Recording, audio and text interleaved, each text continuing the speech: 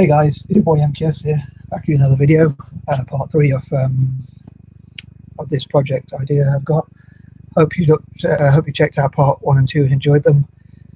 I'm out of breath already because I've been up and downstairs making myself another cup of tea already. Very cloudy and miserable outside, so I don't know if my dog's going to go for a walk, because normally my brother doesn't like me taking him out when it's too wet. He doesn't want him to get wet and all that stuff, because he might get ill. But anyway, so poor dog. But although he doesn't like it when I walk too fast. But sorry, trivial point. But thought I'd just include that in there.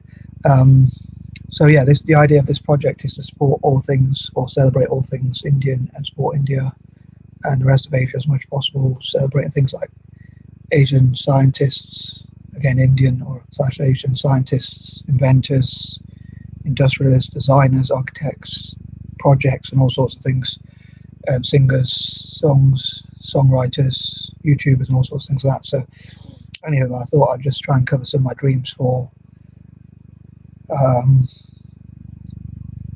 what I'd like the company to do, which is to do as much as possible to benefit India's economy and to make Indians proud and do well.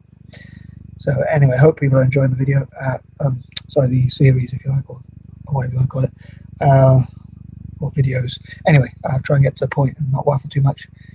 21, I hope to celebrate India's history and contributions to the world that they've made throughout history, like to maths, such as, I think it was inventing the numerical system we use today. Certainly the number 0 is attributed to have been invented by Indians, as well as, I'm sure, the number system generally, and which has helped mathematicians, because it's a lot easier than the old systems we used to use, like the Greek or Roman numericals, if I'm not mistaken. And things they've invented, like chess and shampoo and lots of other things apparently, which were invented in India, which I know I've talked about a little bit before. But anyway, so celebrate some of those historical achievements and contributions to the world, things like science, and say doctors around the world, the diaspora and the success of the Indian diaspora and how it can make Indians proud and things like that as well. And in most countries, Indians have done well as in many areas like medicine, healthcare, scientists, doctors, dentists, and all sorts of great achievements that have done careers leading up to all sorts of great achievements. Sorry, my English isn't the best, but that was a very effeminate laugh. No, sorry. So celebrating being appreciative of all those sorts of things. And 22, hope to look into the future of how India can grow and build on those strengths and new ideas it can have. But normally, I think India, like a lot of Asia, is very academic. So it's more how well you do academically. And according to the film about dyslexia, Tara's Mean Par, which, if I pronounce it right, means like stars on earth, about a young dyslexic lad. It shows how dyslexic people are treated. I think it's semi-fictional kind of. So it probably is quite true how dyslexic people and other people with neurodiverse conditions are treated. And I think that's a shame. And I think dyslexic people might not be the best academically, but again, we can come up with great ideas or do some amazing things, and that's been shown. And there's many organisations like the Dyslexic Advantage, the Yale Centre for Dyslexia and Creativity, and sorry for those who have watched my old videos, and I'm repeating a lot of points, but yeah, so Made by Dyslexia is a new one, and many others. They've shown many famous and successful dyslexics, and you can see on Google, if you type in famous dyslexics or dyslexic entrepreneurs or success with dyslexia or successful dyslexics, you'll see so many. So I hope people in Asia will find that out, especially in India.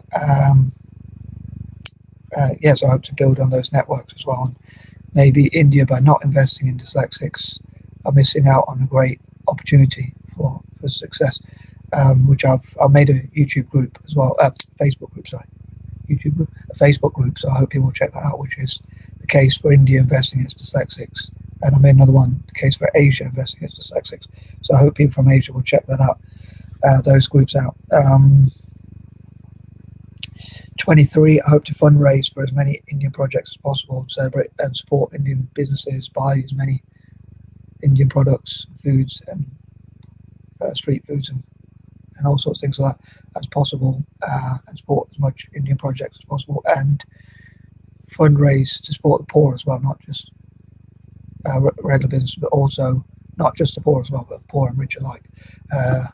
There's many projects in India like the Rajan Tata, I think it's Rajan Tata or Ratan Tata, and looking at some of the biggest entrepreneurs and maybe like foundations which help people across India, and support encouraging NGOs for India, which will hopefully benefit the poorest people and disabled people and other disadvantaged groups across India and Asia as well, as I say, and Dalits and homeless, disabled people and all sorts of groups like that, people in slums and orphanages, as much as possible with like education and learning about English, learning science, engineering, English, entrepreneurship, maths and other such skills, those from poorer backgrounds, as I say, and dyslexic, autistic and A.D.H.D children especially, and that sort of thing, and helping the homeless and war trade, trying to find ways to provide support to provide cheaper food for the poor and all that kind of thing.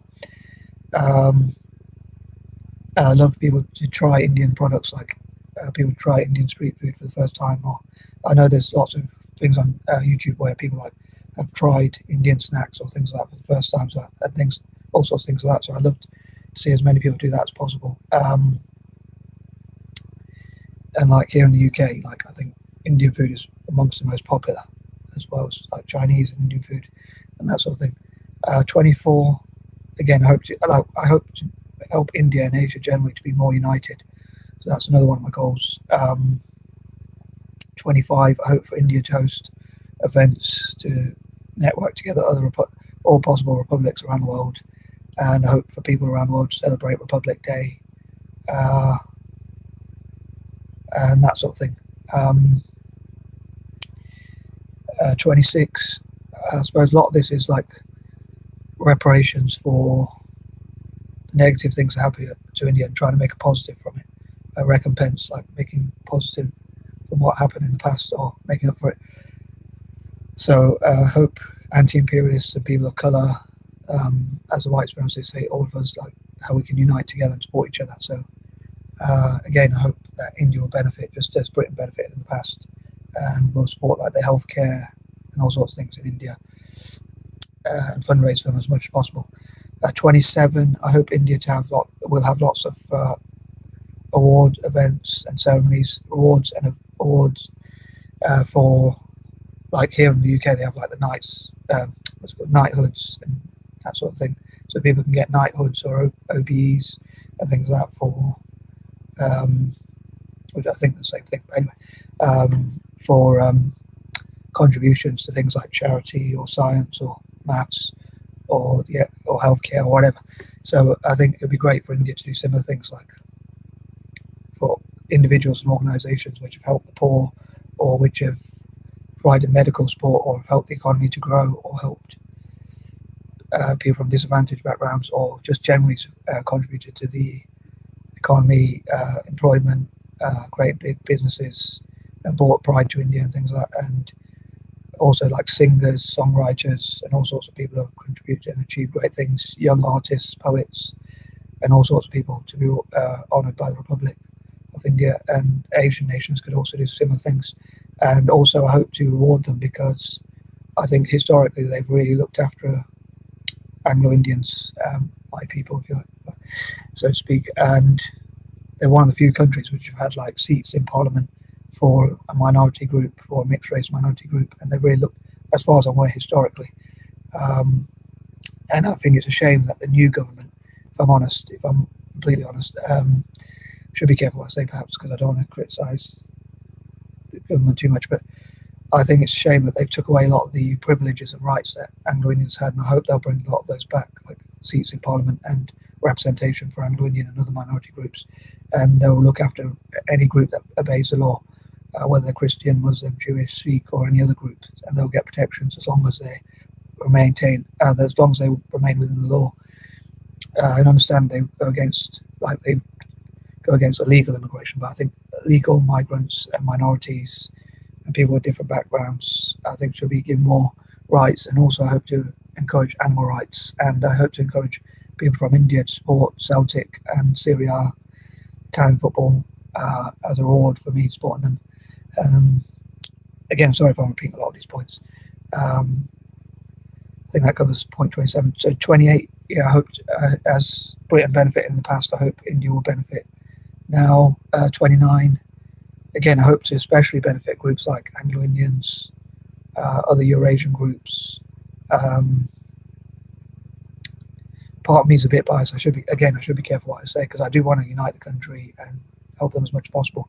So whoever's the leader, I'm sort of going to support them, but I might disagree with some of the things they do. But part of me wanted to see Rahul Gandhi get into power, because I think he's, as far as I'm aware, he's half Italian, so he's like a Eurasian as well. So there's a bit of a bias of me, if I'm honest. But I think whoever the leader is, and I think Rahul Gandhi should still try and help the country to unite and talk about being united, even if you don't agree with the leader, for the good of the whole country and poor and all that sort of thing.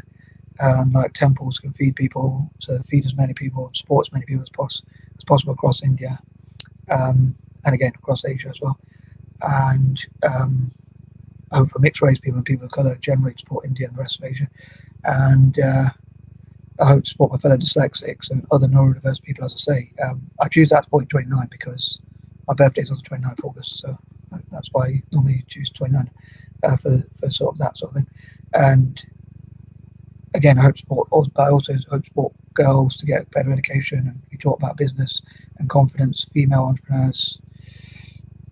Part of me thinks, like, because my mum looked after me for a long time, she put a roof over my head and looked after me and all that and put up with me. So in a way, I want to, as she's an Indian woman, I want to support Indian women for that, partly at least for that reason. And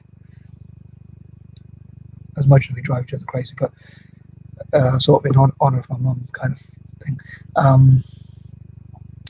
And I hope to support Dalits and other groups in India. And number 30, hope that covered everything. But again, I hope to support all sorts of Indian projects, architecture, projects, designs, how dyslexics can design great things and think outside the box and do some amazing things if given more encouragement and support. And I hope to support singers, songwriters and all that sort of thing, as I say, and scientists, and how Indian scientists can solve problems and things like that. I think that covers everything. Please post your comments below. Peace and love.